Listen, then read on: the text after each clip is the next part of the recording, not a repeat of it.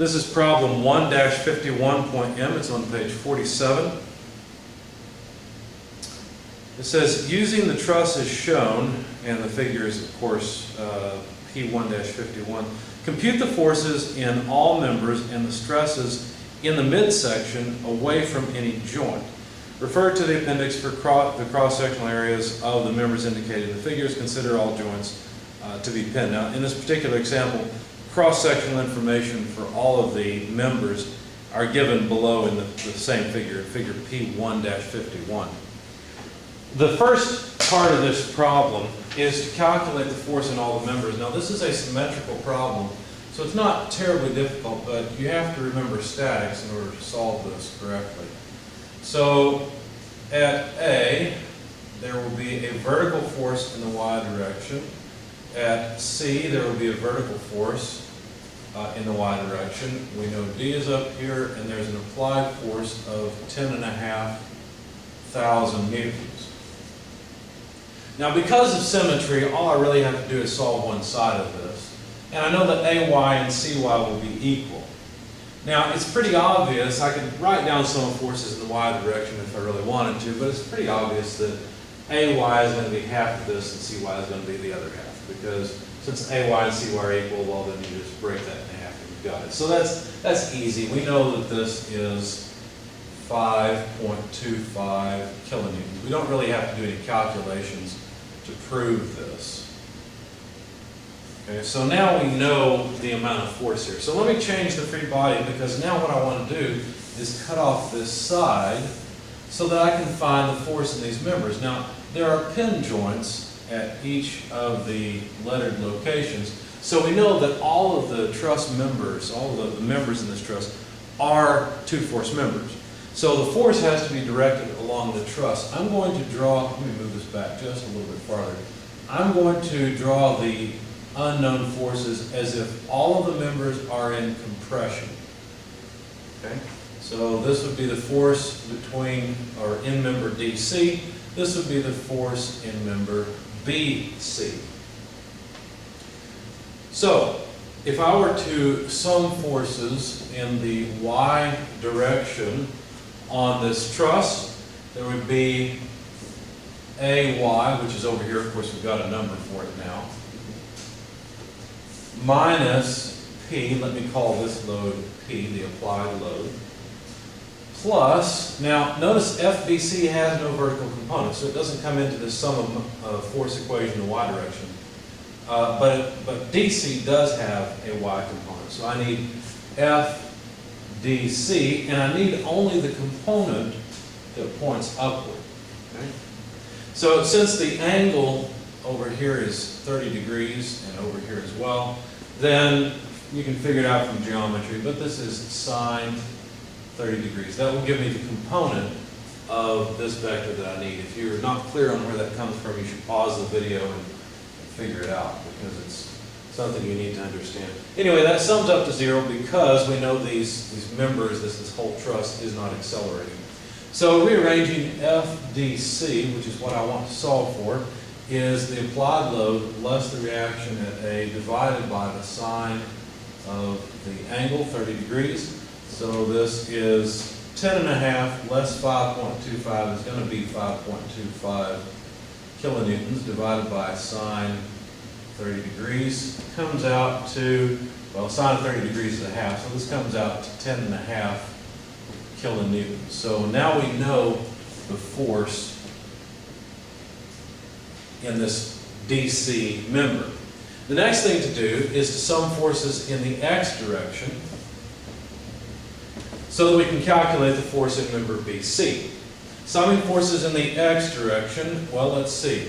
FBC I've drawn as acting against the coordinate system. I've assumed a regular coordinate system, x to the right, y up. And so this would be negative FBC minus FDC, because notice DC has an x component.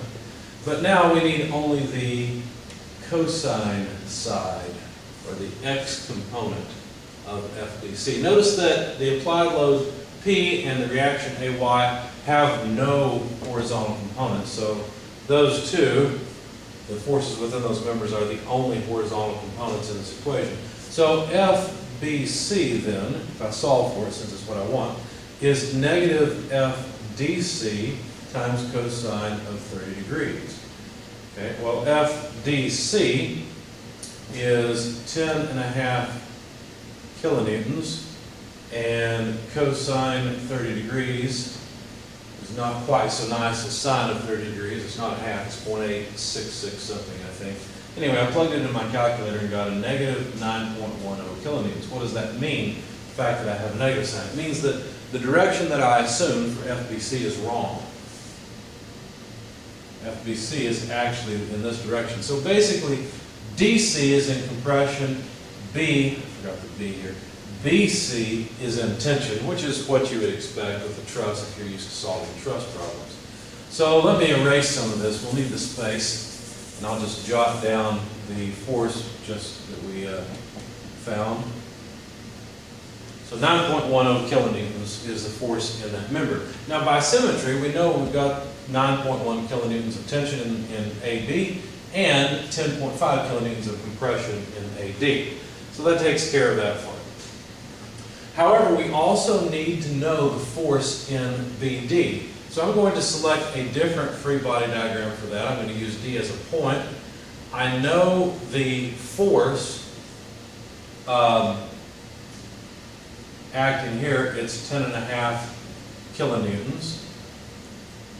Force acting over here by symmetry is 10.5 kilonewtons. Write a decent N. And there must be some force in member BD. The question is how much? Well, we can sum forces in the y direction to find out. Let's not forget this is FDC. I prefer to use symbols initially. This is FAD. So let's sum forces in the y direction. What do we get? Well, there's going to be essentially 2 times FDC multiplied by the sine of 30 degrees, because all I'm doing is taking the vertical component of both these forces, and since FAD and FDC are the same thing, then there we go, minus FBD must sum to 0. So FBD must be 2 times FDC sine 30 degrees, so that's 2 times, but FDC, that's 10.5 kilonewtons, and if you know sine of 30 degrees, it's a half, so basically the 2.5 cross off, and FBD must be 10.5 kilonewtons. Now we could have discovered this in an easier way. If I had taken point B as the free body, then you'd realize that members A, B, B, C can only apply horizontal force. Since there's an applied load P here, the force in BD must counteract P. Therefore, this is equal to P, which is just 10.5 kilonewtons. Okay? So there's many different ways of going about this. That one is a little bit easier path. So now we know the force in all of the members, and now we can calculate the stress in all of the members. Our general equation is that the stress, which is again a normal stress, will be the force per area. So if I want to calculate, well, let's back up. Let's calculate the area in all the members. We've got the force in all the members, but let's calculate the area. So the area in, let's see, I did AB first. AB are these lower chords. And if you look at the figure, you can see the cross sections. I'd recommend that you turn to page 47 at this point if you're not already there. And you'll see where I'm getting these numbers from. The the height of the lower chords, in fact, the height of all the members is 30 millimeters, but the width of the lower chords is 12 millimeters, so that comes out to 360 square millimeters of area for AB. For BD, which would be, for example, this member here, which will have the same cross section as this see, did I get that right? BD, no, I'm sorry, BD, this one here. Okay, so for BD, the cross-sectional area, let's see, BD is broken up into two parts. There's a link essentially on the front and on the back. So both of those members will take the load that I calculated earlier. So that's why there's a factor of 2 here. Anyway, it's 2 times 10 millimeters multiplied by 30 millimeters because each of the links are 10 millimeters thick. So this comes out to 600 square millimeters of area for the vertical 2 links together. And then finally, what I was trying to do a minute ago, the area in AD, for example, this member over here, which would be the same as the area over here, those members are 30 millimeters wide and 30 millimeters tall. So that's, sorry, they're hollowed out, they're squarish. So this, let's see, let's draw these. Basically, there are 2 side by side for BD. For AB, it's just a tall rectangle. Each of these are 30 millimeters, but AD is like a tubular, like a square thing that's hollowed out in the middle. So anyway, the outer dimensions are 30 millimeters, the inner dimensions are 20, so that's less 20 millimeters times 20 millimeters. And so that comes out to 500 millimeters squared. So there are the numbers that I need, as well as the forces in the members. Okay?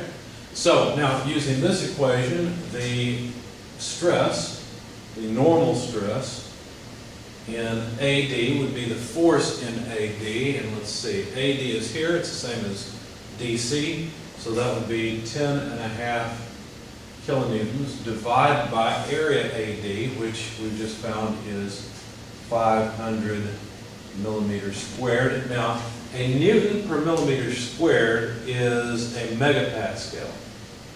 So what I'm going to do is take 10.5 divided by 500 times 1,000 to take care of that K. And then my result will be megapascals. Okay? So basically I got 10,500 divided by 500. That comes out to 21 megapascals. Now notice that FDC is positive in this direction. So there's a push, if you will, towards D in the member. What that means is that the upper chords, AD and DC, are in compression.